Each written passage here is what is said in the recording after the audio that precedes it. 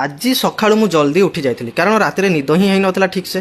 କାରଣ ବୁକିଂର 16-17 ଦିନ ପରେ ମୋର ଆଜି ବାଇକ୍ ଡେଲିଭର ହେବାର ଥିଲା। ତ ନିର୍ଦ୍ଧାରିତ ସମୟ ପୂର୍ବରୁ ମୁଁ ସୋରୁମ୍ରେ ପହଞ୍ଚି ଯାଇଥିଲି। ତଥାପି ମୋର ନମ୍ବର ପ୍ଲେଟ୍ ଆସିବାରେ ବିଳମ୍ବ ହୋଇଥିଲା। ତ ମୁଁ ଠିକ୍ ଅଛି ଏସି ରୁମ୍ରେ ବସିକି ଅଧା ଘଣ୍ଟା ଘଣ୍ଟେ ୱେଟ୍ କରିଗଲି। ତାପରେ ମୋର ନମ୍ବର ପ୍ଲେଟ୍ ଆସିଥିଲା। ତ ଆସି ସାରିଲା ପରେ ମୁଁ ଟିକେ ଗାଡ଼ିକୁ ଟିକେ ପ୍ରିଭ୍ୟୁ କରିଦେଇଥିଲି କେଉଁଠି କିଛି ଡ୍ୟାମେଜ୍ ଅଛି କି ନାହିଁ, ସବୁ ଜିନିଷ ଟିକେ ଚେକ୍ ଚାକ୍ କଲି।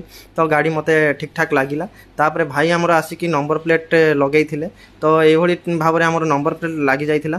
ତାପରେ ଆମେ କିଛି ସେଲ୍ଫି ଆଉ କିଛି ଭିଡ଼ିଓ କରିଥିଲୁ। ତ ଭାଇ ମୋତେ ଏତେ ବଡ଼ ଚାବିଟା ଦେଲେ। ତ ମୁଁ କହିଲି ମୁଁ ଏତେ ବଡ଼ ଚାବିଟା ନେଇପାରିବିନି, ମୋତେ ମୋ ହିସାବରେ ଗୋଟେ ଛୋଟିଆ ଚାବି ଦିଅ ଯେମିତି ମୋ ଗାଡ଼ିଟା ଓପନ୍ ହେବ। ତ ସେ ଚାବିକୁ ଆଣିକି ମୁଁ ଗାଡ଼ିକୁ ଓପନ୍ କରିଥିଲି।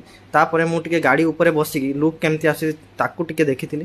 ଏହାପରେ ମା କଟକ ଚଣ୍ଡୀଙ୍କ ପାଖରେ ମୁଁ ଯାଇକି ପହଞ୍ଚିଥିଲି। କାରଣ ଦିନବେଳା ଆଉ ପୂଜା ମୁଁ କରିପାରିନଥିଲି। ତ ରାତିରେ ଯାଇକି ମୁଁ ପହଞ୍ଚି ଯାଇଥିଲି ଚଣ୍ଡୀ ମାଙ୍କ ମନ୍ଦିର ପାଖରେ। ତ ମୁଁ ଗାଡ଼ି ପୂଜା କରିଦେଇଥିଲି। ତ ଏହାପରେ ମୁଁ ମୋର ବାଇକ୍